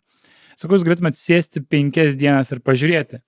Bet sakau, gaunasi, jums reikalingas esu aš, kad jūs atsisėstumėt ir paskirtumėt laiko, nes jeigu jums nėra paskirtas laikas, už kuriuos yra sumokėti mokymai, jums įdėta į tvarkaraštį, dabar tai yra dedikuota mokymai, realiai žmogus tą patį galėtų pasidaryti ir be manęs, ir va, kaip minau, sakot, tampitos tas prievartos mechanizmas, kuris ateina tam tikrą prasme dėl tavęs atėjo, pasėdėti, pažiūrėti, pasimokinti. Tai va čia gaunasi, ir čia toks įdomus momentas, toks mano mintis dėl, pavyzdžiui, dirbtinio intelekto ir tų visų įmanomų video ir mokymų, kur dirbtinis intelektas galėtų vesti. Tai va pritarčiau Mindaugai, šitas pas numesk knygą ir žmogui, sakyk, tu perskaityk ir mokėsi. Kiek žmonių skaitys tą knygą ir kiek tiesiog ateitų į tą prievartos kursus, tai žmogus pasirinks ateiti prievartos kursus. Tai reiškia, netgi jeigu turėsim neįsemiamos informacijos, kas realiai dabar yra su dirbtiniu intelektu, mes galėtume gauti informaciją kiek norim, bet kažkodėl nėra ir nesėdim po 12 valandų nesimokinam, nors galėtume. Realiai. Tu matai, šitoje vietoje reikia suprasti paprastai, tas žmogus, o paprastas inžinierius, konstruktorius ar dar ką, jam yra projektas. Tiesiog elementariai darbo eiga, man reikia padaryti kažkokią tai užduotį ir visa kita, kas jau man čia, žinai, kapsi, reikalauja, prašo, ar yra terminas, kuris spaudžia, ten spaudžia terminas. Čia ateis spaus žmogus, kuris, privers tai daryti. Tai, tu jausi atsakomybę prieš kažką, kad tau reikia tam skirti laiko. Tai tas dažnai ir atsiranda ir paskatina tos mokymus ir tuos įgūdžius. Nes lygiai tas pats, sakykime, mes teiktume online'inius mokymus arba po mokymų duodame prieigą prie video įrašų, pasikartoti mokymų metu išgirstą informaciją. Kadangi aš matau tą statistiką ir visą kitą, aš galiu patvirtinti, kad dažniausiai būna žmogus įsijungia pažiūrėti, ar tikrai atsidaro tas failiukas, kelios sekundės, kaip sakant, matau, visi mokymai įrašyti, vėliau, retas, kuris prisijungs ir pasižiūrės, pasianalizuos, dar papildomai pasikartos tą informaciją, o jeigu reikėtų žiūrėti nuo nulio, tai irgi vienetai, kurie skirs tam laiko. Čia labai, užtat aš sakyčiau svarbu, kad tie tokie mokymai, kurie yra įrašyti, kažkokiu tai būdu labai turėtų tikti važiuojant automobiliu klausytis. Nes automobilyje, mes turim tikrai laiko, tai vietoj muzikos mes galim pasileisti kažkokį tai podcastą, kažką taip, kad pasiklausyti. Tai aš labai mėgstu tą būdą tokį, važiuoju automobilyje ir pasileidžiu. Dabar atradau tokį, mokinuosi ispanų, klausausi ispanų podcastus, grinai mokytis ispanų kalbos. Ir tu tiesiog netgi gali nedirbti to darbo ir neklausyti kiekvieno žodžio, bet tiesiog to fone sukasi pastoviai ispanų kalba ir tas labai gerai padeda tobulinti kalbą. Tikrai nereikia gilintis, tu pagauni kas 10 žodį, kažkoks taip pat vieną pagauni, po to 9 nepagauni, bet per tą visą klausimą. Bet ištempti per porą metų tokią procedūrą, tai kiek gali išmokti? Aš dar papildomai gal dar irgi papildysiu šitoje vietoje, kadangi vis tiek nepamirštame, ar ne, kad ir mokomės dirbti su įrankiais, mokosi taigi žmogus, o žmogus, kiekvienas iš mūsų turi skirtingą mokymosi metodiką, kuri jam tinka. Vieni yra vizualai, jiem reikia vizualiai matyti, kiti yra, kur reikia ranka užsirašyti, kompiuteriu užsirašys, pamiršta užduoti greitai, bet reikia popieriaus, lapelio, sakykime, susirašyti darbus, susirašyti kažkokius tai terminus ar dar kažką, kitiem yra kaip tik audio. Klausausi, man taip informacija įsisavina. Tai ir tie formatai, ar ne, jie yra skirtingi rinkoje, vien todėl, kad skirtinga auditorija. Ir kiekvienas mokomės skirtingai, tai reikia prisitaikyti prie to pokyčių. Dabar pabiški važiuojant link galo ir turiu tokį momentą, kai jau baiginėjom podcastą, kadangi turite įvairialypės ir labai, labai didelės patirties, tai reikia šiek tiek patarimų ir palinkėjimų tie, kas klausysis. Ir Mindaugai, kokį turėtumėt patarimą kitoms įmonėms, kurios svarsto investuoti į darbuotojų mokymą? Tai drąsiai investuokite ir aš manau, kad vienas tas iš patarimų, ką jau čia be patarsi, jeigu žmogus jau nori, reiškės, mokymų, tai viskas jau yra, reiškės, gerame kelyje. Tai tiesiog drąsiai investuoti ir mokytis. Tai paskatinčiau. Ir dar vienas tada, koks būtų patarimas žmonėms, kurie nori tobulėti, bet neturi palaikymo darbe? Labai sunkus klausimas. Žinau, čia yra į du dalis reikia skirstyti. Labai dažnai būna taip, kad žmogus padirba 1 metus pozicijoje ir sako, man reikia tobulėti. Tai man visada tas klausimas labai gerai, kad reikia tobulėti, bet ta darbo vieta yra tokia ir apie tokį darbą, taip? Tai vis tiek kažkas turi padaryti tą darbą, nesvarbu, ar tai yra inžinieriaus darbas, ar tai yra buhalterio darbas, ar tai yra kažkoks tai kitoks darbas, tą darbą kažkas turi daryti ir jeigu visus po metų visiems tobulėjimą kažkokį garantuosi, kaip tas yra įmanoma iš įmonės perspektyvos, taip? Bet jeigu tu nori išmokti, sakykime, kažkokį tai įrankį, pavyzdžiui, tau reikia pasitobulinti kažkokioje tai srityje ir tu prašai, kad man reikia mokymų ir tau vadovas sako ne, tai gal tada reikia pagalvoti apie įmonės arba, kitaip sakant, vadovo keitimą. Turbūt apie tai, čia tokios mintis yra, čia labai priklauso nuo situacijos, tai yra įsivertinti blaiviai tą situaciją ir tada galbūt, jeigu tikrai matote, kad net elementarių dalykų negalima išmokti, tai be abejo, tada gal ir tokį dalyką pagalvoti reikėtų. Aiste, ką palinkėtum, dirbi su labai daug instruktorių ir visi su savo charakteriais, norais ir visą kitą. O ką palinkėtum instruktoriams? Vat ko? Lankstumo turbūt. Šitoj vietoj bendrauti su įmonėmis, bendrauti su jų atstovais, gilintis, aiškintis, nebijoti klausti, ar ne, kokie tie yra poreikiai, kokie yra tie norai, bet kitas dalykas ir patiems nepamiršti mokytis. Nes tu turi ateiti ir turi mokyti tą įmonę, bet jeigu tavo žinios yra pasenusios arba nepritaikytos dabartiniam tendencijom, technologijom, procedūrom, tu negalėsi jų išmokyti aktualių dalykų. Tai dažnai būna tikrai atvejis tas, kad netgi tie patys instruktoriai, jie užsisuka savo ratukę, nes irgi užsakovas laukia, deadline'as, terminas ir visa kita, bet ir patys jie turi mokytis. Kitaip nieko nebus, žinai, čia asmeninis tobulėjimas, kur tu turi skirti laiko. Ar tu būsi mokytojas, ar tu būsi mokinys, ar tu būsi tiesiog stebėtojas kažkoks, kuris atliks organizavimo klausimus. Nice. O aš palinkėsiu jum irgi nenustot mokintis ir labai dinamiški laikai yra super. Čia mano akimis sustoti mokintis yra kažkas baisaus. Tarsi nepriklausomai nuo pozicijos ir irgi visus pas laikas skatino atrasti knygas, kad ir vietomis atrodo pamirštas, bet statistika labai gražiai rodo, kad grįžta papirinės knygos, grįžta knygų skaitimas, tai jau geras ženklas. Tai ta, kaip sakant, gera žinia, tai mokinkimės, tai ačiū labai, kad sudalyvavot, buvo super įdomu išgirsti. Čia faktas, kiekvieną temą galėjom skirti dar 10 potemių ir leistis vis giliau, tai, kaip sakant, su mintim, kad čia dar sugrįšim visi prie šito stalo pasikeisti patirtim, po metų gal dar kitaip atrodys, įsibėgės dirbtinis intelektas, gal dar kažką pasikeisim, tai tikrai jūs dar pakviesiu pasidalinti patirtim. Ačiū Jums labai. Ačiū. O visiems žiūrėsim, tai ačiū, kad žiūrėjote, nepamirštat žiūrėti, pažiūrėkite prie tus podcastus, įvairiausias temos, sugalvosim dar naujų temų, tai žiūrėkit, palaikinkit, subscribinkit ir iki kito karto. Ačiū.